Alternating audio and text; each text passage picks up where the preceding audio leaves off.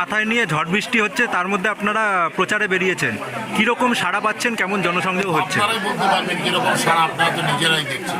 অভূতপূর্ব সাড়া, যা ভাবিনি তার থেকে আরেক বেশি। আচ্ছা, এর পাশাপাশি দেখা গেল আজকে তো রাজ্যের প্রধান বিরোধী দলের তরফ থেকেও বীজপুরে ক্যান্ডিডেট দেওয়া হলো, এই বিষয়টাকে কিভাবে দেখছেন? হলো নির্বাচনে প্রতিদ্বন্দ্বিতা প্রার্থী দেবে, আমার ওইসব নিয়ে কোনো ভাবনা নেই। আমি সিপিআইএমের প্রার্থী, জনগণের প্রার্থী, জনগণের কাছে যাব, ভোট চাইব এবং ভোটে জিতব। এই বীজপুরবাসীর জন্য কি বার্তা দেবেন আজকে?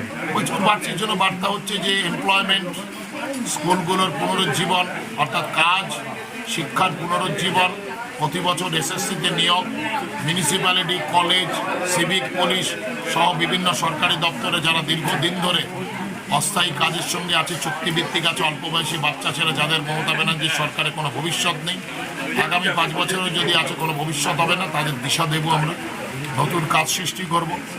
সবার হয়তো কাজ হবে না, কর্মসংস্থানের বদলে স্বনির্ভর করে তোলবার জন্য আমরা আত্মমর্যাদা, আত্মসম্মান যে দুটি পশ্চিমবঙ্গ সরকার প্রকল্প ছিল, যা দিয়ে বেকার যুবককে দাঁড় করানো যায়, তার উপর আমরা দাঁড় করাবো। আর সবচেয়ে বড় দেব গ্যারান্টি নারী সুরক্ষা, অর্থাৎ মহিলাদের নিরাপত্তা।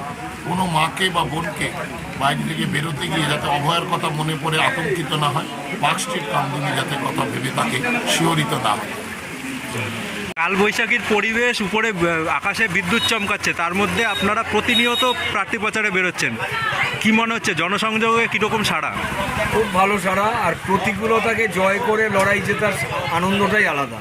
আমরা সবসময় প্রতিকূল পরিস্থিতি অর্থাৎ স্রোতের বিরুদ্ধে আমরা সাঁতার কাটি, তাতে শারীরিক কসরত বাড়ে, দম বাড়ে এবং উদ্যম বাড়ে।